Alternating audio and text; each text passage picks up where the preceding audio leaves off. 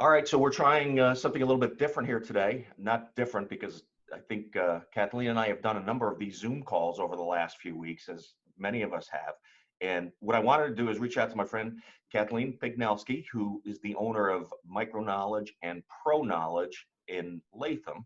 And Kathleen, tell me a little bit about what you do because we're in this situation here where many of us are working from home. Some of us are not good at it, and one of the things that your companies do is help with training and making workforces better and working both with management and with staff to develop new skills. So let's talk a little bit about today, you, and then talk a little bit about how we can develop some skills for working better at home.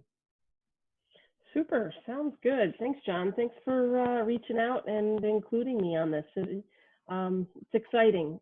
Times are different now. We've all been kind of obviously quarantined, and we're making the best use of technology and the skills that we have. So Microknowledge focuses on technology training, desktop application, any software that an organization is using. A great example right now, John, is Zoom. We do Zoom training, we do Zoom both hosting training, and then if you're attending a Zoom session, what are some proper protocols and processes? How do you click the buttons and what options do you have, et cetera. And then Microsoft Office and Adobe and SQL. And so really when I say any software product that an organization would use, we could deliver training on it. And it helps the employees to utilize the tools they have at a more efficient way. And then our affiliated company, Pro Knowledge, that you mentioned, is kind of the polar opposite. Nothing to do with technology. It's about communication. It's about time management skills. It's about exactly how you originally said, how do you work remotely? What are some tips and techniques to staying focused and organized? We do EQ training and supervisory boot camp training, lots of things. So it doesn't involve technology, but it involves the workforce development on the professional development side. So let's talk a little bit about this working from home, because I know it's a challenge for a lot of folks. Like I said, it's a challenge for me to get out there and do that. But I've kind of, there are some days where I'm very busy. There are other days where I'm, staring at the cats or trying to figure out something to do.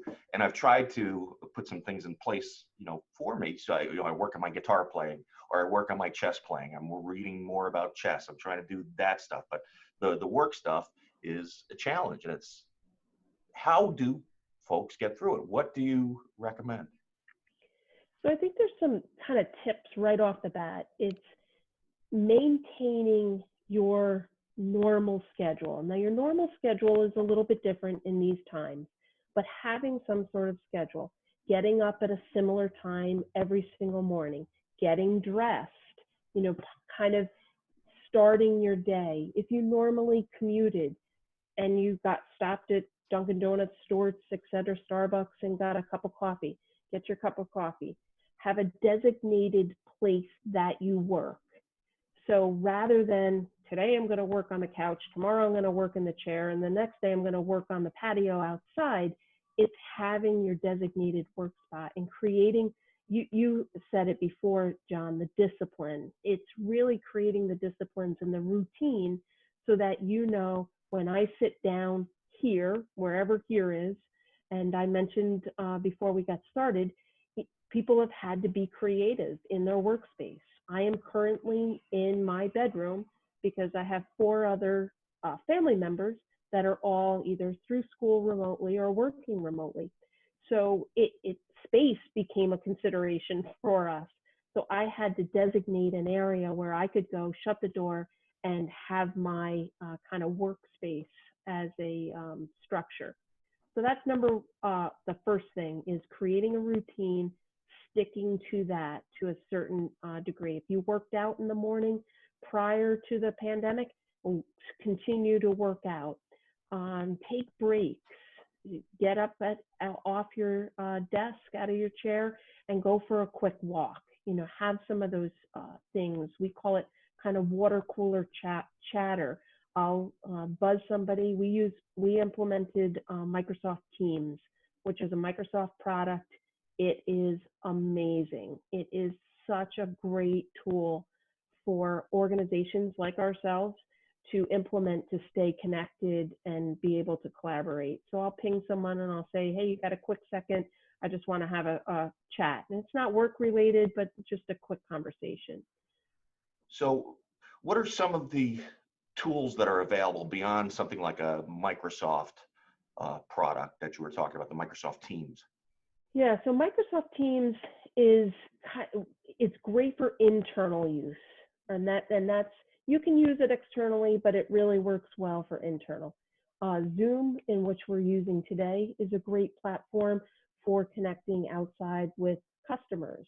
We're delivering training via Zoom, and we can simulate a classroom using this tool, because I can share my screen, I can take control over your screen, and I can show you where and how to do something. There has been some security concerns with Zoom, so I think that merits, depending on your industry, to be aware of that. They have protocols and processes in place to kind of plug those holes, but that is something to be aware of. There is Adobe Connect. There's an Adobe product. We piloted it for a week or so. That is a similar, it's a remote tool that allows you to screen share and collaborate and have virtual meetings. There's WebEx. We've been around forever and ever and ever, and still a reliable platform. So there's, you hear Zoom, Zoom, Zoom, Zoom, Zoom, and Zoom just happens to have taken the lion's share of this market, but there are other tools and products out there. Yeah, I wake up every day and I'm very thankful for this, because I'm that type of person where I like to joke, where I don't like to be around people, but I actually do like to be around people to some degree. Sometimes I just want to be alone, but being disconnected all the time is tough. I mean, you can talk on the phone. I mean, this makes it better, makes it a little bit more palatable. Okay. So, well, listen, thank you so much for doing this and sharing some ideas, some insights, and trying to make it through this wacky time.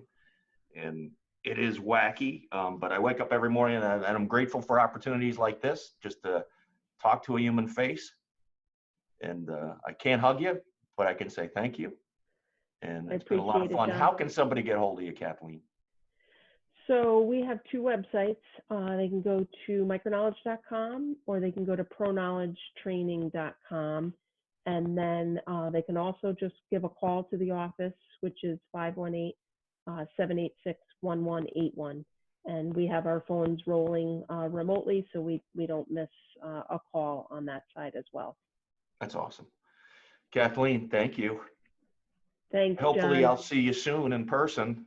Yeah, hopefully. Preferably on a golf course.